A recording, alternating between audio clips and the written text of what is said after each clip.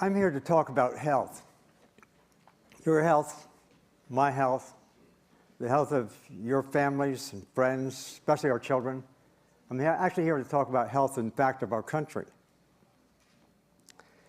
But talking about health, thinking about how we can get health, we are in a system today that is not exactly to our liking.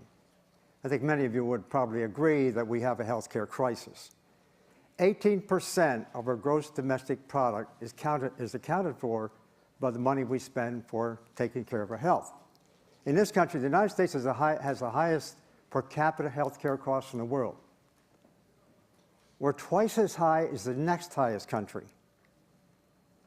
But in spite of all this money that's being spent, the quality of our health care, we've got to really face it, the quality of our health care in this country, according to the statistics and health indicators, we place us near last among similarly economically developed countries. On top of it, we've got another problem too. We've got more than 50 million people who don't have health insurance. And that's up 40% just in the last decade. This is a fantastic business model, I think you would agree. It really has been. A lot of people are making a lot of money. But as far as health, it's not a good health model. In terms of looking to the future, what's likely to come because of this problem we presently have, if the tripling of childhood obesity during the last decade, or the last 30 years, is any indication, we're not going in the right direction. Especially when we think about, too, the invasion of our children by type 2 diabetes. It used to be called adult onset diabetes. We might as well put the children thing in it, too.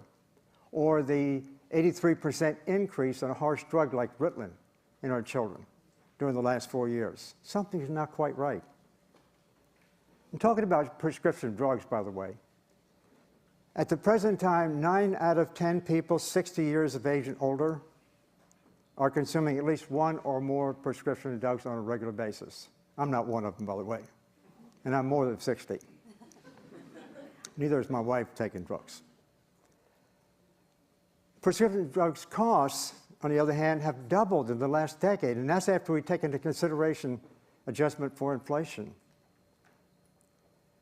And on this particular point, as much as we are using prescription drugs these days, it's sort of the centerpiece of our healthcare system, it turns out it's the number 3 cause of death. Some would say number 4, depending on how you divide up the first 3. But in any case, you don't see this listed in the causes of death in most of the popular reports. Something's missing. Something is missing from our system, and that's really what I want to talk to you about. I'd like to suggest it's nutrition. We don't understand it. It's confusing. And on this question concerning nutrition, let me just do a little defining here, if I may. Nutrition, if we think of it biologically, is actually using food to maintain health and prevent disease. And the typical diet that we now, in my view, believe is the healthiest possible diet is the so-called 80-10-10 diet. Namely, it's the nutrient composition having to do with 80 parts carbohydrate, 10 parts protein, 10 parts fat on the basis of an energy basis. And that translates into a practical message. What I'm talking about now, it's a whole food, plant-based diet with little or no of the 3 devils, oil and fat being one, sugar and salt. That's the diet that really does create optimum health. And on that question concerning nutrient composition, by the way, nutrient composition is the index. It's the characteristic of food that best defines its effect on us in terms of health. And in terms of this nutrient composition question, antioxidants, complex carbohydrates, and vitamins those are the key elements that really give rise to health. They're all found in plants. That's what plants really are. Plants make these things. Animal foods don't make these things. We might see little antioxidants in animals from animal-based foods from time to time, but that has to do with the animals having eaten that kind of thing before they were slaughtered. Fat and protein are essential elements, absolutely essential elements. But it turns out that plants have around 9–11% or so of their, on average. Animal-based foods have quite a bit more. So there's the distinctive difference between animal and plant-based foods. There's another class of foods that's crept into our society too in more recent decades that has to do with processed foods. Processed foods, their nutrient composition is all over the map. It depends on how one combines pieces of the other groups of foods. Processed foods also are not good because they tend to be very high in salt, sugar, and fat, the three devils. So I come back to my main point is whole plant-based foods that really are doing the job for us. Now, when people think about whole plant-based foods, we've known for a good long time, our grandmothers told us, our mothers told us that it prevents future disease. But it's not only about using this diet to prevent future disease, and here is the kicker. Here is the thing that really matters that the public tend not to know. It's also about using this same kind of diet to actually treat existing disease. And I think this is a really important concept because it goes right to the core of what our healthcare and medical care system is all about. Here's a list of diseases, for example, that one can find in the legitimate scientific literature, in the peer-reviewed literature. Here are diseases that have been documented to be affected by a whole food plant-based diet. That is to say, this kind of diet prevents, suspends, that means stops the further progression, or cures all of these diseases. We can now cure heart disease in fairly late stages. We can cure type 2 diabetes in a very short period of time. I have spent more than 50 years in this field as an experimental researcher, if you will, in the area of nutrition. And I want to share with you a little bit about where I came from and why I think the way I do now. It's controversial for some, but nonetheless, I really believe in the data that we've obtained. Initially, I was involved in investigating nutrients on a one-by-one basis, and still today, that's the way research tends to work. Looking at one thing at a time, just one thing at a time. But over the years, I finally came to the view, and this is really where the punchline is here, this is where the power of nutrition really exists. Nutrition should be recognized as the holistic effect of countless nutrients involving countless diseases, working through countless mechanisms. Now I want to share with you just some, as I look back and sort of ask myself, how did I sort of get to this place? Because I didn't start here in my career some 50 years ago. And I want to share with you just a few observations that were taken from my own research quite a number of years ago now, 35 years ago, that kind of set the stage in a way for developing some principles that apply to what nutrition and health really is all about. This model I'm going to be telling you about in the next 3 or 4 slides here involves a laboratory animal model, laboratory rats in this particular case, that have been genetically programmed to get cancer. And so let's see what do we see. I'm interested in this particular case here to see what effect nutrition might have on that model, where the genes are there to create the disease. When we feed, in this particular case, an animal that has the ideal levels of protein, that being about 20% of total protein, when we feed a diet that is 20% diet of protein, these cancers are growing well in the first 6 weeks in those animals. In contrast, when we feed a diet of 5% diet of protein, they don't, even though they've been genetically programmed to get the disease. This next little bit of this next observation really struck me as being quite significant. Namely, when we watch these sort of cancers growing in the first stage and switch the diet back and forth between 20% protein and 5% protein, you can see it there. We could get to a point where we could turn on and turn off cancer development, which is a very exciting concept. Because it basically says, in this case it's protein, but basically in a more general sense, it shows that nutrition controls cancer development. Very exciting concept. Instead of thinking about genes causing cancer or carcinogens causing cancer or viruses causing cancer, well, I'm talking about here in this particular case, nutrients, nutrition, basically controlling cancer development. Now, it turns out that the protein that we were using up until a certain point in time, didn't pay a lot of attention to it because it was a protein that was available for us, was casein. Casein is the main protein in cow's milk. Why is that important? Well, soy and wheat protein, for example, does not increase cancer development like does casein. Here's a couple of plant proteins not doing it, one animal protein doing it, a major difference between the two. So it suggested at that particular point in time the hypothesis that maybe animal protein would promote cancer and plant protein would prevent cancer. And that came down as a fairly general statement that I was to carry through much of my research. It turned out that's the bifurcation that really led to this distinctive differences between these two different kinds of foods. Now, as I say, this is a little troubling for me personally at the time because actually I was raised on a dairy farm. There's me up front, maybe I think it's about 9.5 years ago or so. And another just sort of sidebar story here before I go on. I talked about casein, dairy, and so forth. And so we have a lot of evidence now that dairy is a troublesome food, a very troublesome food, not just because of what we found with respect to its ability to increase cancer, but you know, my family, we don't use dairy anymore, haven't in some time. And I suggest if we want to do it right, you know, get with the program.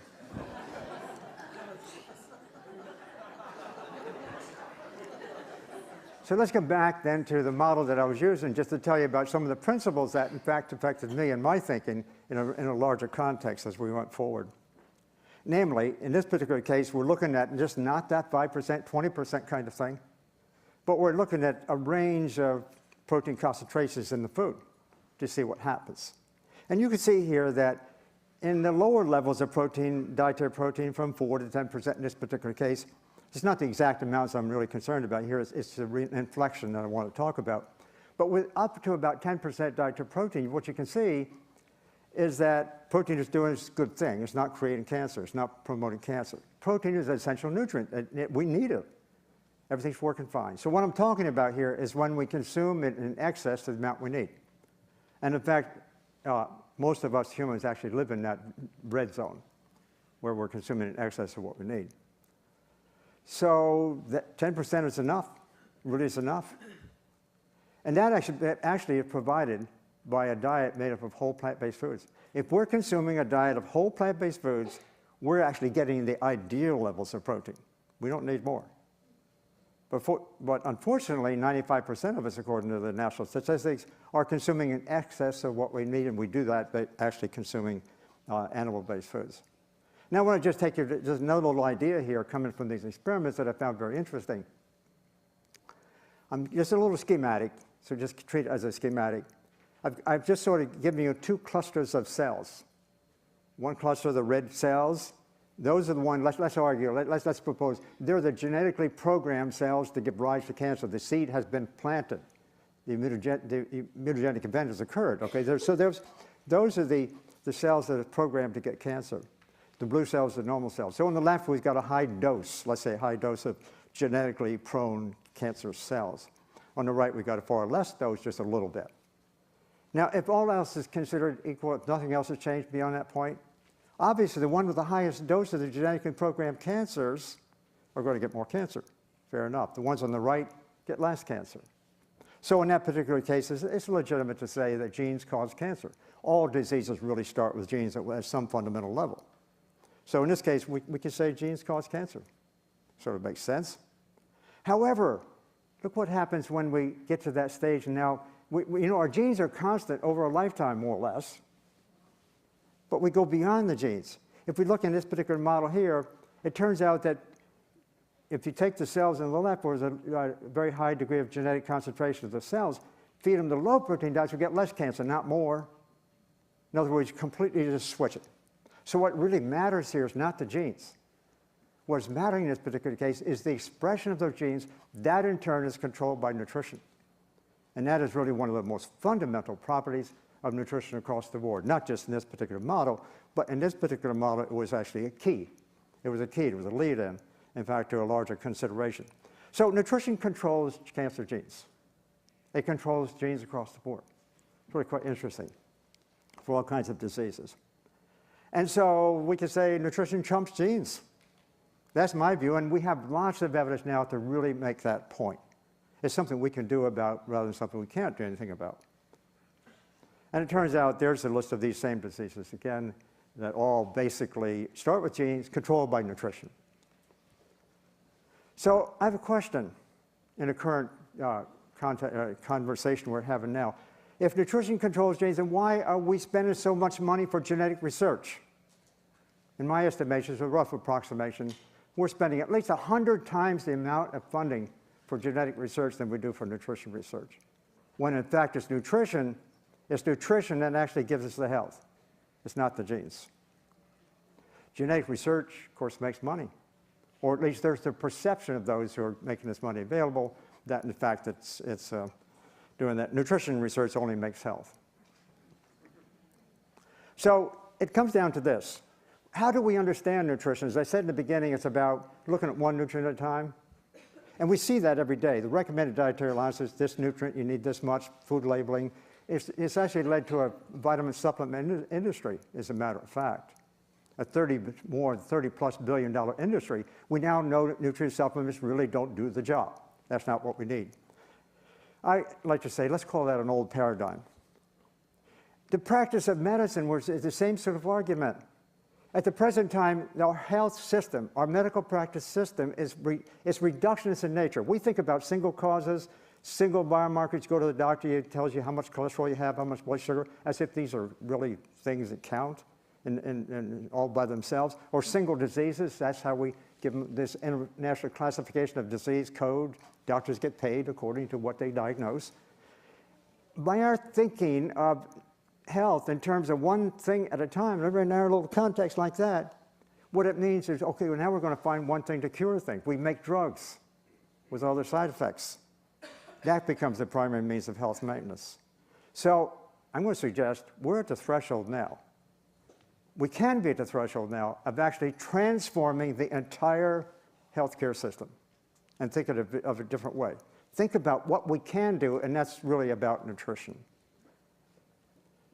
There's countless, as I said. We have to think about nutrition. This is a real challenge to the way we do research, and the way we think about things. Nutrition is not a one-on-one kind of thing. It's a collective thing. We call it holism, a holistic kind of idea. It's really, quite frankly, is anathema as far as the scientific community is concerned. That's at least my experience. But that's what nutrition is, many diseases, working as a symphony. And interestingly, this is simple. It's very complex biology, but it's a simple solution. Just decide what we should put in our mouths.